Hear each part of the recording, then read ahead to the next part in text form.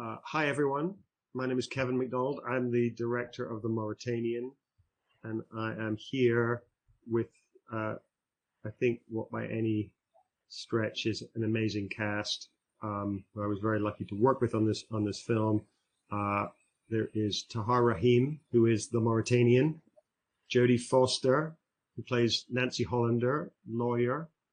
There's Shailene Woodley, who plays Nancy's partner in crime, Terry Duncan, and the Benedict Cumberbatch, who is a producer on the film and also plays Stuart Couch, who is the government prosecuting lawyer trying to get the death penalty against Mohamedou, played by Tahar. You know, this is a film about resilience. It's about somebody who put up with the most incredible hardship, the most incredible injustice for so many years, who is still living with the consequence of that injustice. And so every time I feel like moaning about COVID and lockdowns and, oh, it's so inconvenient not to have your film showing at a film festival, I think, well, you know, I don't need to show about like toenails worth of resilience compared to Mohamedou and what he went through in the Mauritanian in this film. So we're going to talk about a couple of scenes from the movie and hopefully kind of, you know, explain a little bit about our thinking, what went into them, and yeah. So the first scene we're going to look at, they're both actually two-handers, these scenes, and I think maybe we'll talk about why we chose these scenes later. But the first one is the first time that the two lawyers on each opposite sides of this case meet, and they meet accidentally at Guantánamo in the bar that's next to the airport, overlooking the ocean. And so this is Jodie and Benedict's characters meeting for the first time. Let's roll the scene. You cranks all think that we're trying to set up some kind of lawless garrison site. We're drinking beers in a prison gift shop. What the hell else would you call it? Military's found in law and order. They won't let you out of boot camp unless you can square a 4-inch fold on a bed sheet. The law says you get open file discovery, and I want you to have discovery. That way, when I beat you, your client will have nothing to hide behind. You sound very sure of that outcome. You haven't seen what I've seen. Let me ask you, I understand everyone has a right to defense, but doesn't it bother you at all working for someone like this? I'm not just defending him, I'm defending the rule of law. How very Ignatian of you. I didn't know that they studied the Jesuits in the Marine Law School. We like to fully consider a problem before we blow it up. My turn. Let me ask you. What if you're wrong? We're not. What if you are? You built this place. You abandoned all of your principles, all of your laws, and you were wrong. I guess within the story, it's obviously such an important moment, but not only because it's the two of you meeting and clashing as adversaries in that kind of, you know, Michael Mann Heat kind of way almost, to take a sort of cliched example, but also it's the clearest statement in the film of some of the themes, I think, and of the what appear to be opposing sides that you're on, but actually, as we're going to see as the movie progresses, you're actually pretty much on the same side. Maybe Jodie, you could talk about that and about how, you know, what Nancy is thinking at that moment and what her ideals are, I suppose. Yeah, well, it's a moment of gamesmanship, right? The prosecutor and the defense attorney come together. There's only so much they want to reveal. What he's saying he knows more than she knows. She's trying to pretend that she actually knows as much as she does, which she doesn't. There's a lot of posturing that goes on where you're trying to win a case, you're trying to have advantage, and learn things from the other side. And I don't know, there's a part of me that's cynical about that, but there's another part of me that just loves the justice system. I think it's one of the things that we really did right in America. and that Nancy especially has enormous respect for.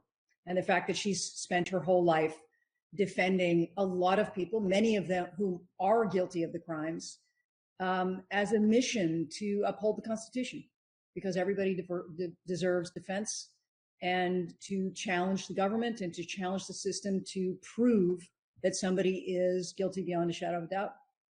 I just find that really beautiful. And unfortunately, we see what the ramifications are if that rule of law isn't upheld.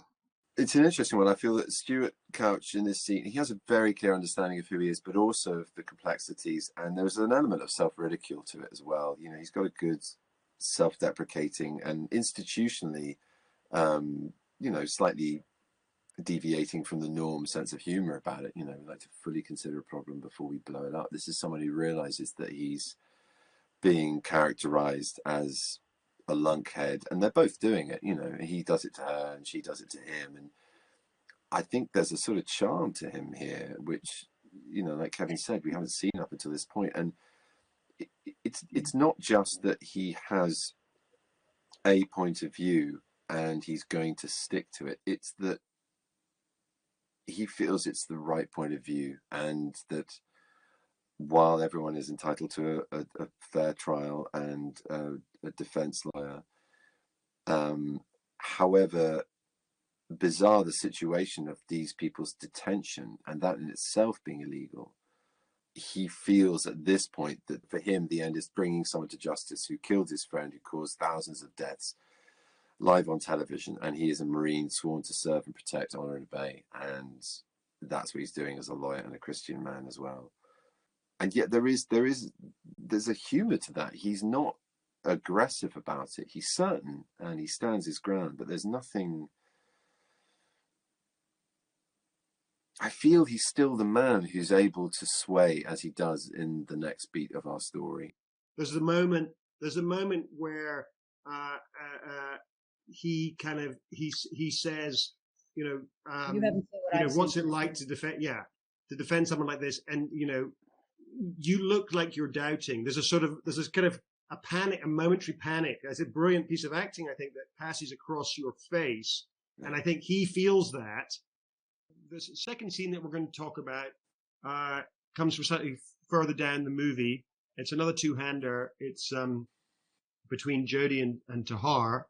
And it's actually kind of the culmination of three scenes that have happened in a row when the lawyers go to visit their client.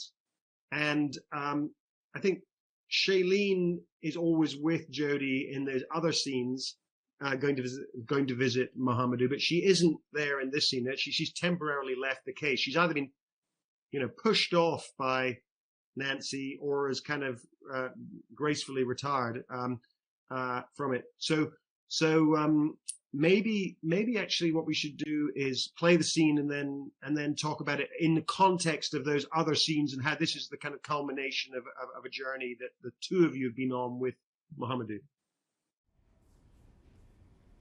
Why didn't you tell us? They're nothing. Like fantasy.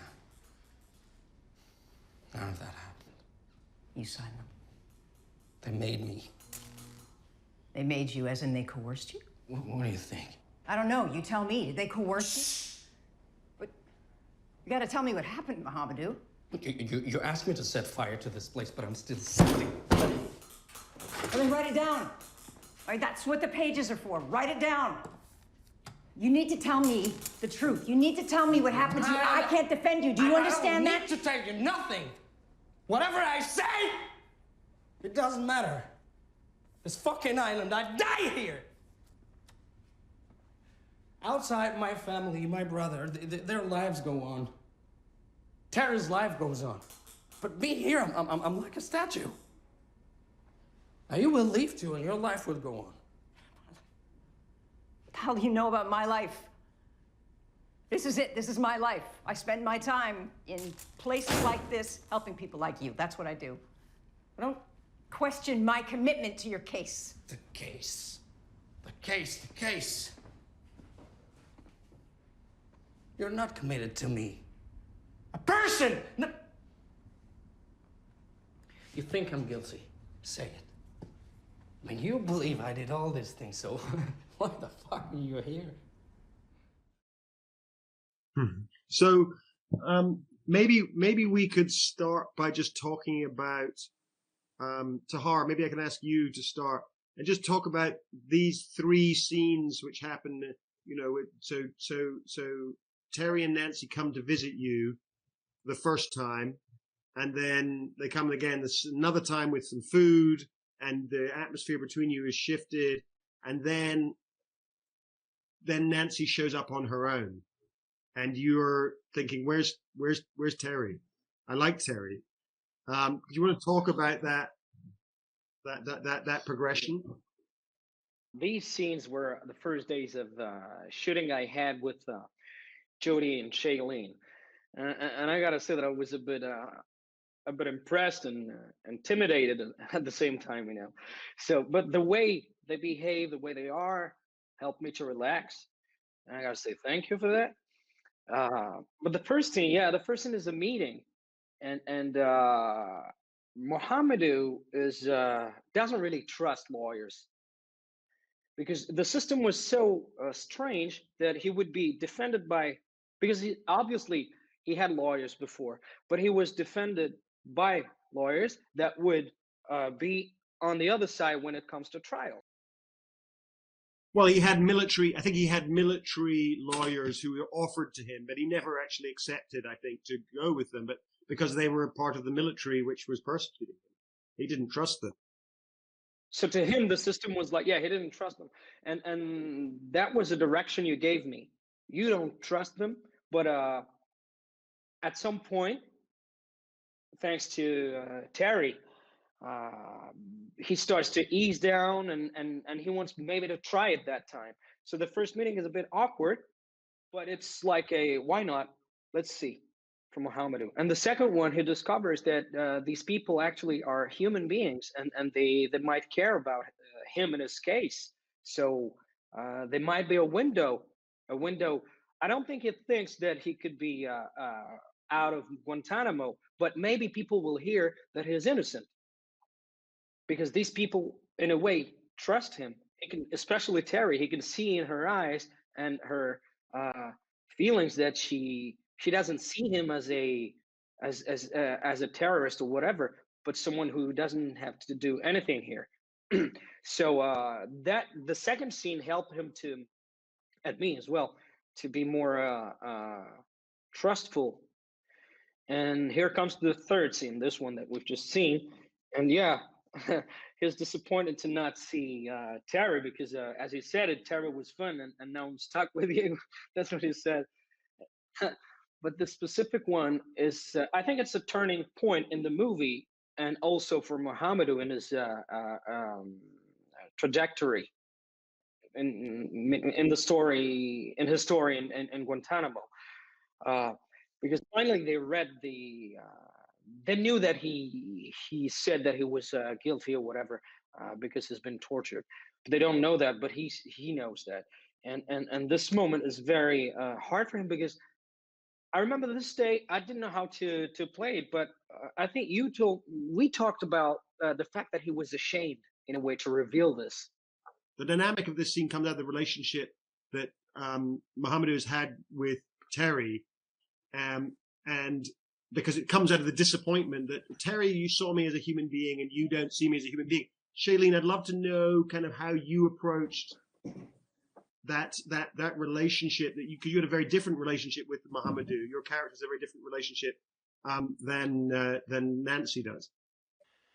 I think Terry's a lot younger than Nancy, and I think this is not a common occurrence for her. I think at this point in her career, she wasn't used to being confronted with people that she didn't know if they were innocent or not, maybe kind of had to make a moral choice or an emotional choice.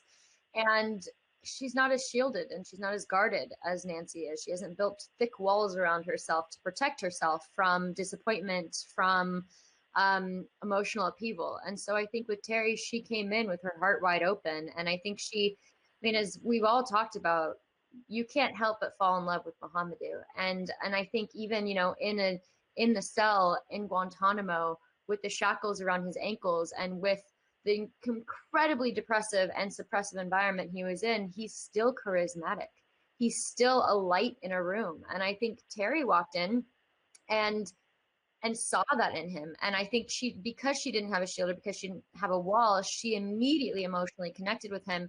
And I think that's actually what led to her demise, and choosing and feeling conflicted about being a part of this case in general, was her inability to disconnect her emotions from, and her moral compass from her mental state of mind.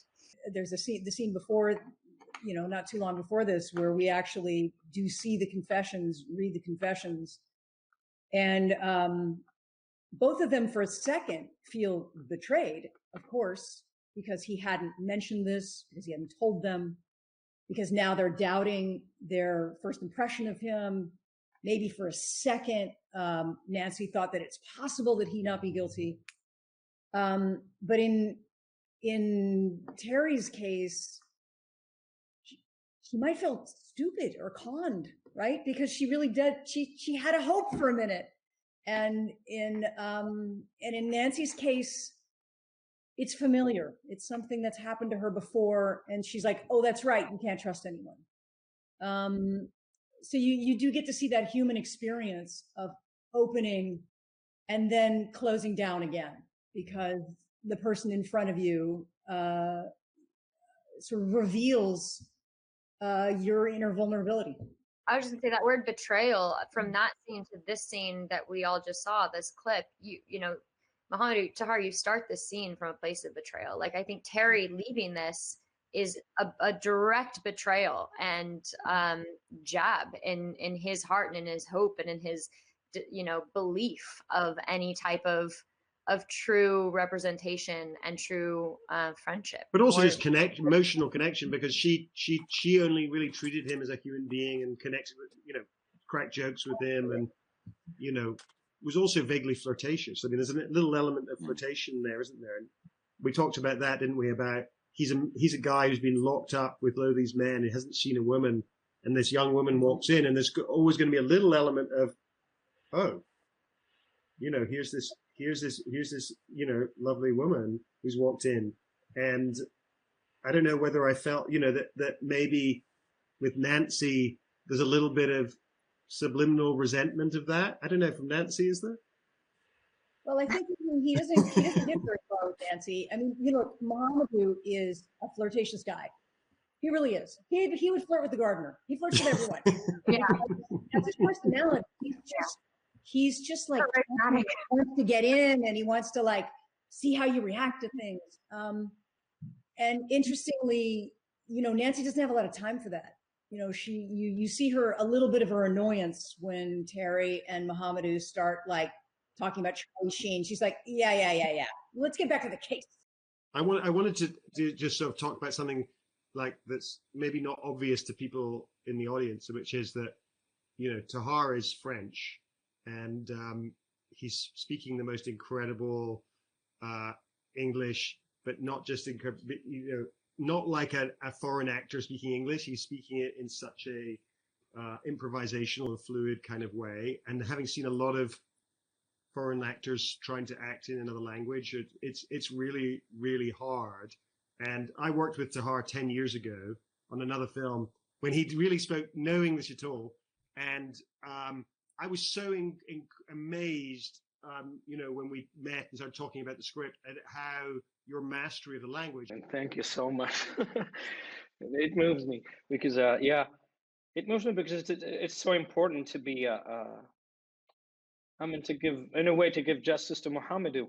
But as you experienced actors, if you don't have the right people in front of you, it's impossible to do anything. You lose your concentration, you lose your lines, even your technique.